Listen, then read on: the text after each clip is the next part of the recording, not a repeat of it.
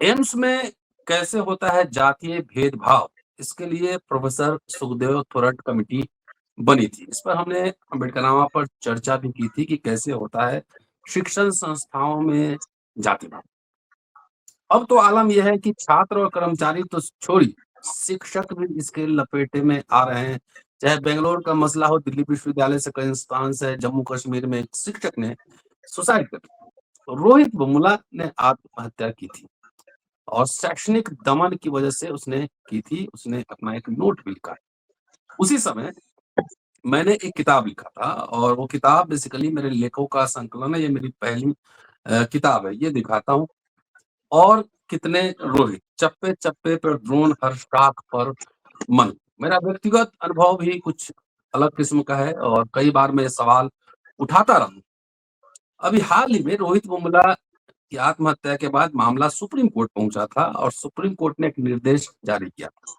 अभी यूजीसी ने संसदीय समिति और सुप्रीम कोर्ट में एक रिपोर्ट दाखिल किया कि पिछले 5 सालों में तकरीबन 118% का इजाफा हुआ है एट्रोसिटीज के मामले में। बड़ा इजाफा है और खास तौर से बीजेपी के सत्ता में आने के बाद काफी इस तरह के मामले बढ़े हैं।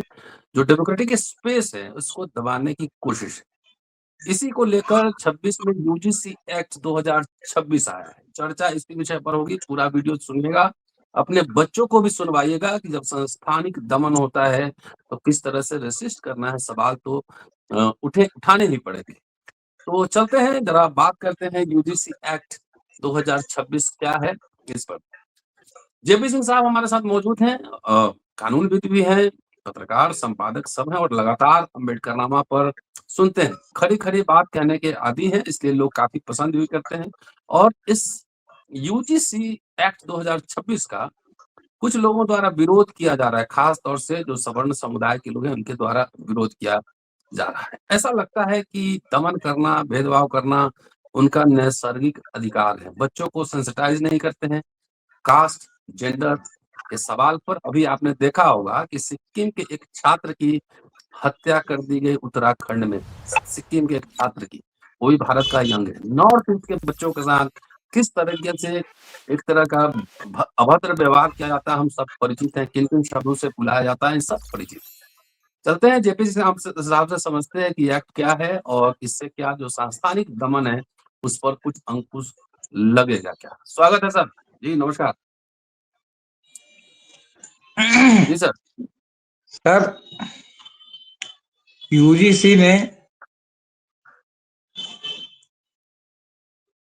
15 जनवरी से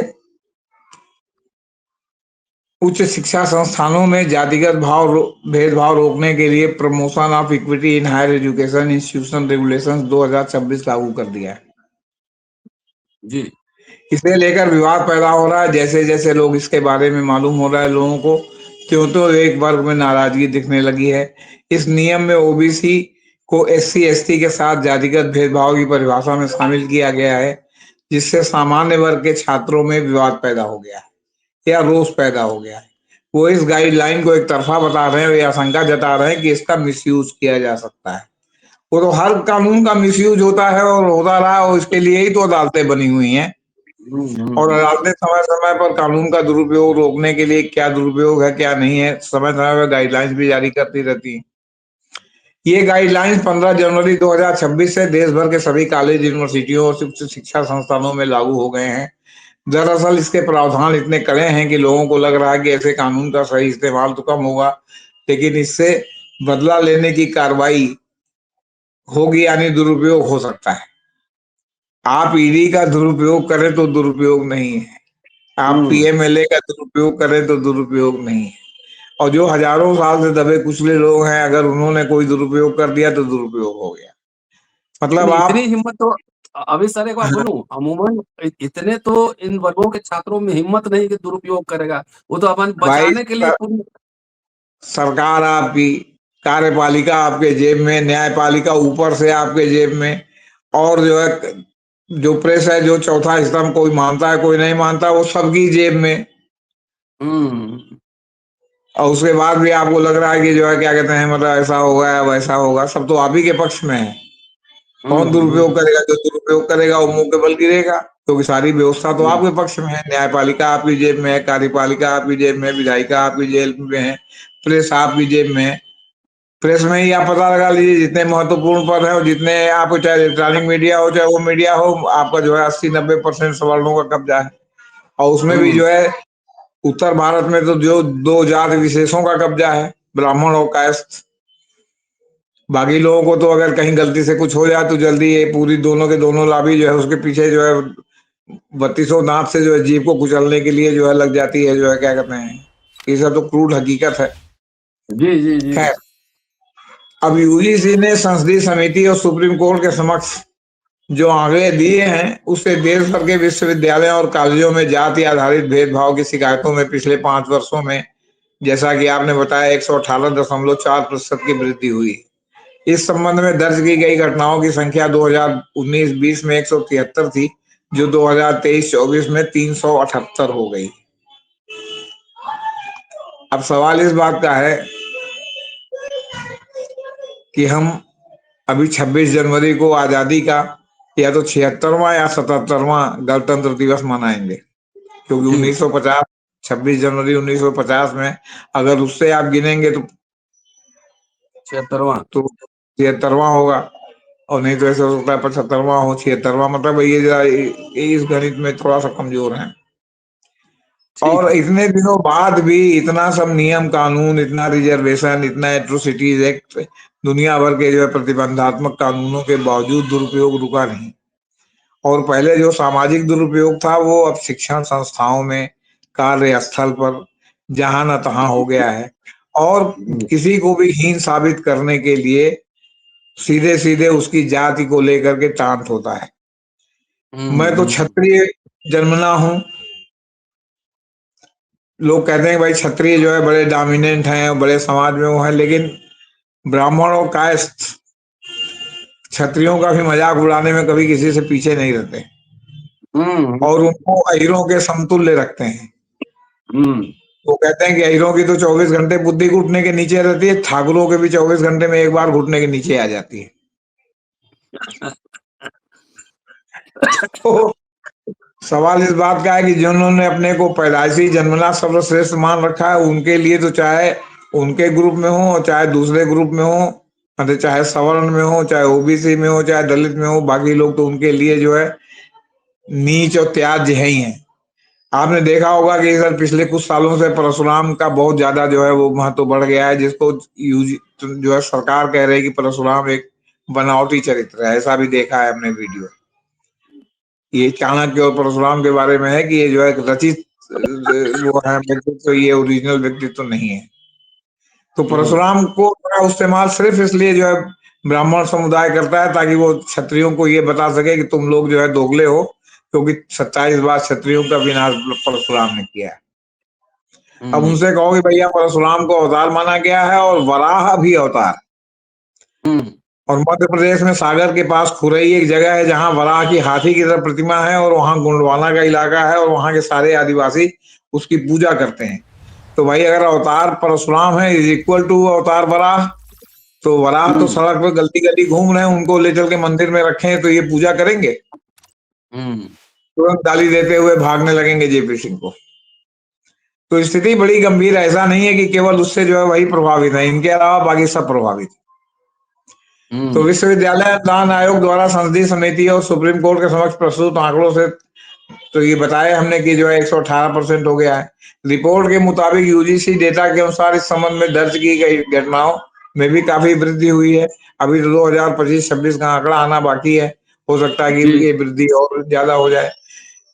2019 और 23-24 के बीच यूजीसी को 704 विश्वविद्यालय और 1553 कॉलेजों में स्थित समान अवसर प्रकोष्ठों द्वारा अनुसूचित जाति जनजाति प्रकोष्ठों द्वारा दर्ज की गई 1160 शिकायतें प्राप्त हुई। इसमें से 10,52 शिकायतों का निपटारा किया गया, जो 90.68% की समाधान दर है। हालांकि लंबित मामलों की संख्या 108 हो गई है। उल्लेखनीय है कि शिक्षा, महिला, युवा और खेल संबंधी संसदीय स्थायी समिति के साथ भी यूजीसी द्वारा साझा किए गए वर्षवार आंकड़ों से पता चलता है कि दर्ज मामलों में लगातार बढ़ोतरी हुई है। एक वरिष्ठ के हवाले से कहा गया है कि शिकायतों में वृद्धि के कारण एससी, एसटी और समान अवसर प्रकोष्ठों में कामकाज को लेकर छात्रों में बढ़ी हुई जागरूकता भी एक कारण है, जिसकी वजह से ज्यादा घटनाएं सामने आई हैं। ये प्रकोष्ठ सक्रिय रूप से इन मामलों का समाधान कर रहे हैं। हालांकि शिक्षाविदों ने रिपोर्ट में दी गई समाधान दर पर सवाल उठाए हैं। अधिकांश अनुसूचित जाति, जनजाति प्रकोष्ठ प्रशासनिक नियंत्रण में काम करते हैं। उनके पास निर्णय लेने की शक्तियां नहीं होती, क्योंकि उनके सदस्य प्रशासन द्वारा मनोनीत होते हैं। इससे गंभीर मामलों में निष्पक्षता प्रभावित होती है। तो ये सब सर जो है, मतलब क्या कहते हैं, मतलब ये सब स्थिति है। तो अब आप समझ लीजिए कि इस संबंध में यूजीसी के पूर्व अध्यक्ष सुखदेव थोराट ने बताया कि यूजीसी के उच्च शिक्षा संस्थानों में समानता को बढ़ावा देने संबंधी विनियम 2012 के तहत समान अवसर प्रकोष्ठों का गठन किया गया था, जबकि एसटी, एसटी जनजाति प्रकोष्ठ, जो सामान्य अवसर प्रकोष्ठों से पहले से अस्तित्व में आए, मूल रूप से सेवा और रोजगार संबंधी मामलों को संभालने के लिए थे। थोराट साहब ने कहा कि समस्या तब उत्पन्न होती है जब संस्थान इस अंतर को धुंधला कर देते हैं और सभी शिकायतों को आंतरिक तंत्र के माध्यम से निपटाते हैं।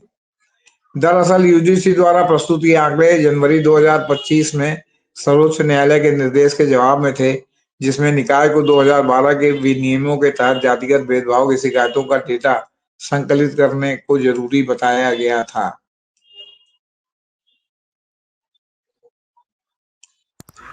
यह निर्देश हैदराबाद विश्वविद्यालय में पीएचडी स्कॉलर रोहित वेमुला की मृत्यु के बाद दायर एक याचिका के तहत आया था। याचिका में विश्वविद्यालय परिषद में जाति आधारित भेदभाव से निपटने के लिए यूजीसी द्वारा जवाबदेही तय करने और पर्याप्त तंत्र स्थापित करने की मांग की गई थी। फरवरी 2025 में यूजीसी ने उच्चतम न्यायालय में खलफनामा दायर कर कहा कि उसे 3522 उच्च शिक्षा संस्थानों से प्रतिक्रियाएं प्राप्त हुई हैं। आंकड़ों से पता चला कि 3067 समान अवसर प्रकोष्ठों और 3273 अनुसूचित जाति, अनुसूचित जनजाति प्रकोष्ठों को 1503 शिकायतें प्राप्त हुई, जिनमें से 1426 का समाधान किया गया। बहरहाल अब सवाल इस बात का है कि पिछले सप्ताह यूजीसी ने आलोचकों को द्वारा उठाए गए कुछ मुद्दों को संबोधित करते हुए मर्यादा नियमों को अधिसूचित किया और उच्च शिक्षा संस्थानों को समता समितियां और समान अवसर केंद्र स्थापित करने, 24/22 हेल्पलाइन और अन्य ऑनलाइन शिकायत तंत्र स्थापित करने का निर्देश दिया। अब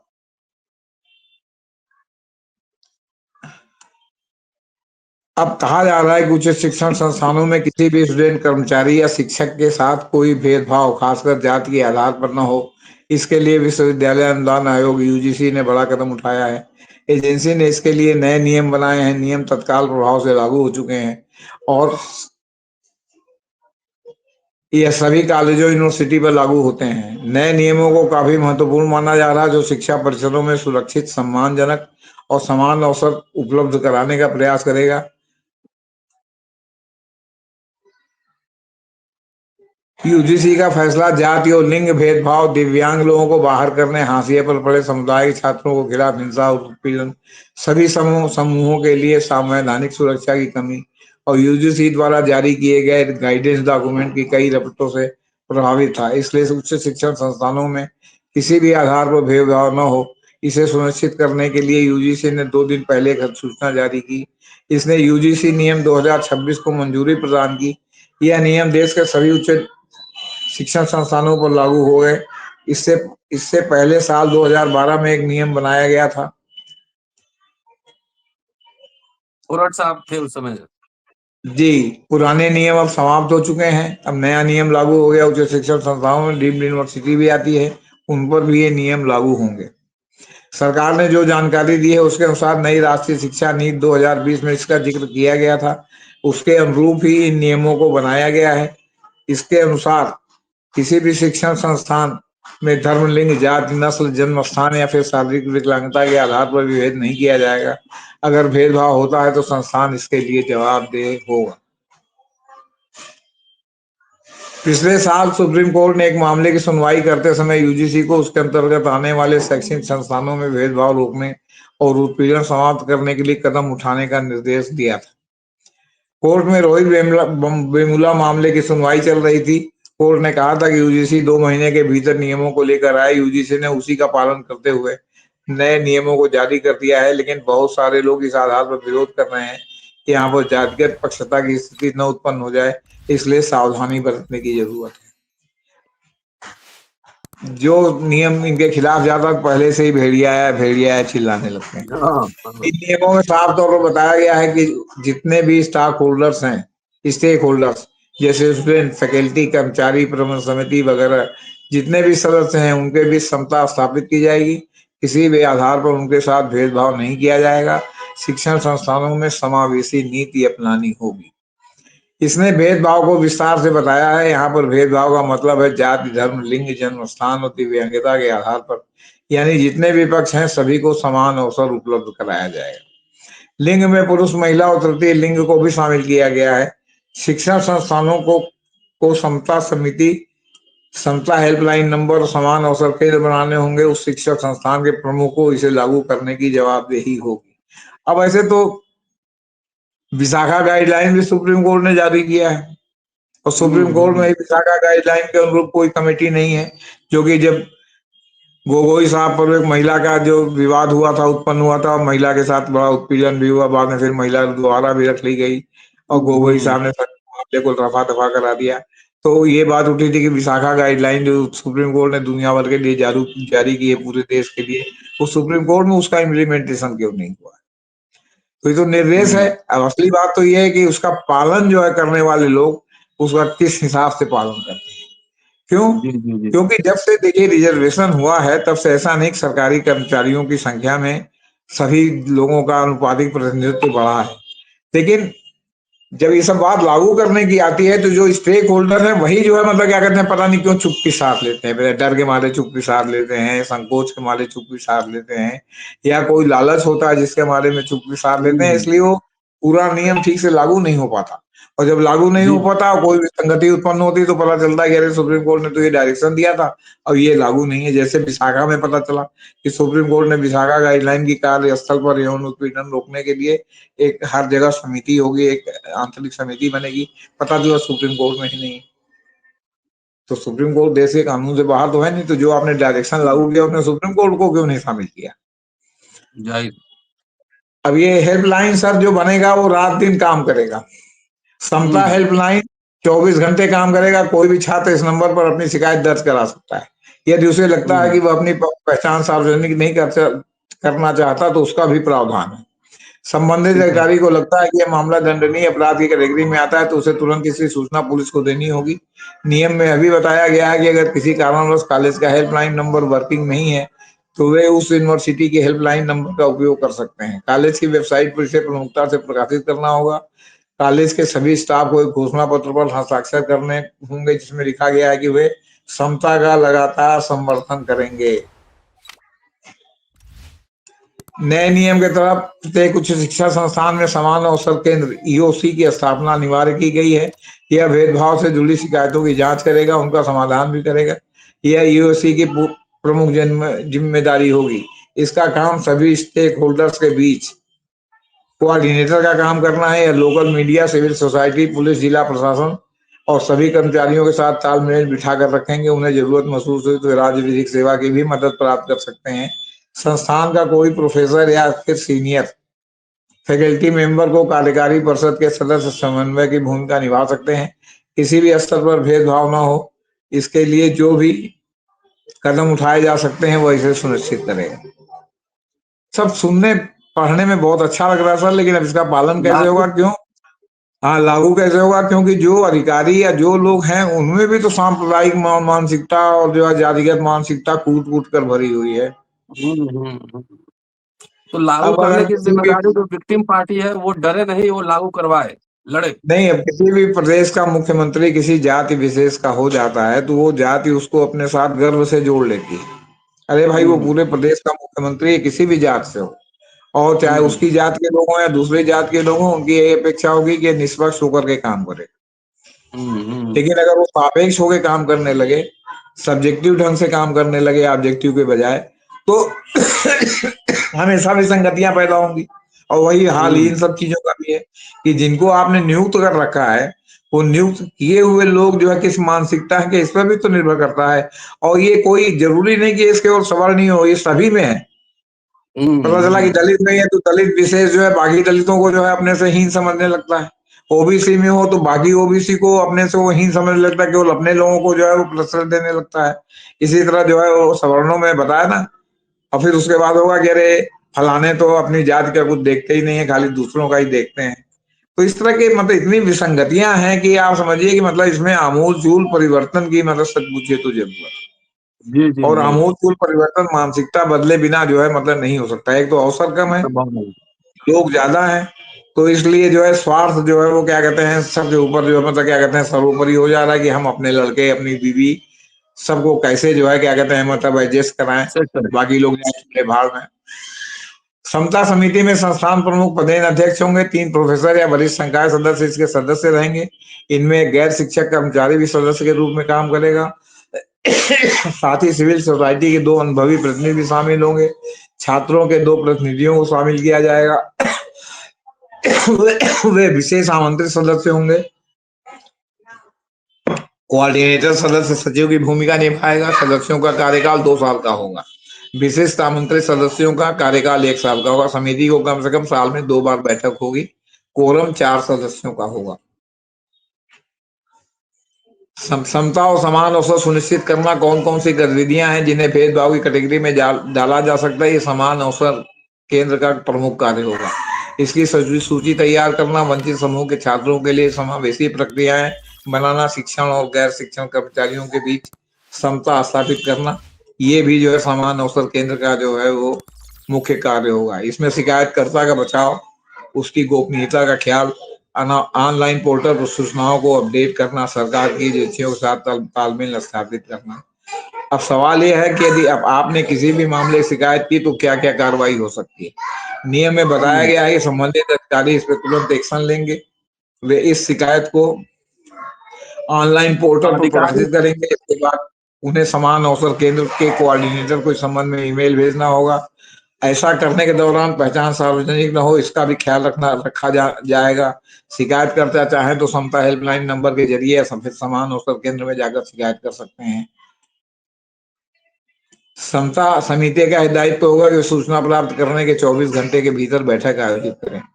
ये 15 दिन के भीतर इनकी रिपोर्ट जो है तैयार होगी और ये उस रिपोर्ट को संस्थान प्रमुख के पास भेजना होगा। उसकी एक प्रति शिकायतकर्ता के पास भेजनी होगी। सब संस्थान प्रमुख 1 सप्ताह के भीतर इस पर कार्रवाई करेंगे। अगर मामला दंडनीय है तो इसकी सूचना पुलिस को देनी होगी। अगर शिकायत संस्थान प्रमुख के खिलाफ हो तो समता समिति की बैठक में की अध्यक्षता कोऑर्डिनेटर करेंगे। मैंने काफी गाइडलाइन बनाई गई है, बशर्ते कि इसका अक्षरशः पालन हो। और जी, जी, अक्षरशः जी। पालन होगा तो समझते हैं कि भेदभाव काफी हद तक समाप्त हो सकता है। मामला गंभीर हो जी, तो यह रिपोर्ट यूजीसी को भेजी जाएगी। तो ये सर स्थिति है लेटेस्ट। जी।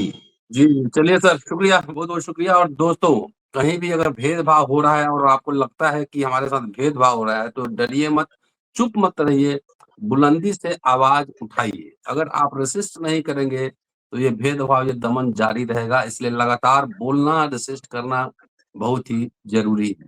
सतर्कता गई, दुर्घटना हुई, इसलिए एक सतर्क सवाल और, साथ में इसमें आत्म अनुशासन भी रखने की जरूरत है कि जी, अनावश्यक रूप से दूसरे को चिढ़ाने एकदम, और उकसाने की कार्रवाई भी नहीं होनी चाहिए, चाहे एकदम, कोई भी एकदम। समुदाय हो, समूह हो जी, आपके। जी, निश्चित रूप से, जी, निश्चित रूप से। जी, शुक्रिया जी, सर। जी, दोस्तों, देखते रहिए Ambedkar now. Thank you sir. ठीक।